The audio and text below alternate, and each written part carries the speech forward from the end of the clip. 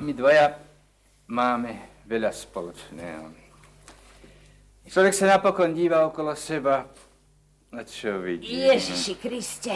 Sme malí, všetko na svete je malé. Počúvajte, musíte stále hovoriť malé, malé.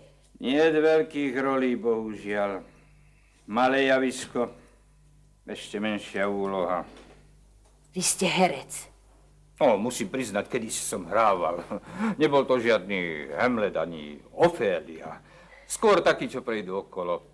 Malé roli štatistov. Už zase malé. Áno. Hrali ste niečo romantické?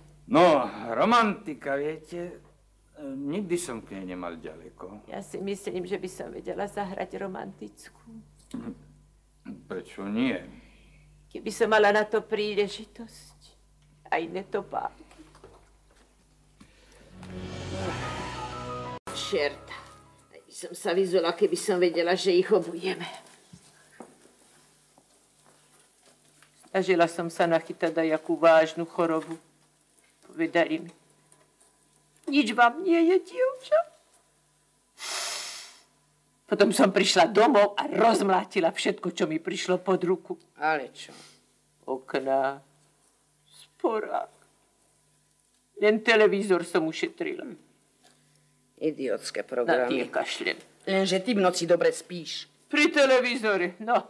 To ako keby som spala pri ručni. Samé pískanie a škrípanie. Stále sa mi zdá, že sa pohýb. Ak sa ten môj ešte zjaví, ver mi, že to bude na svetodušný útorok.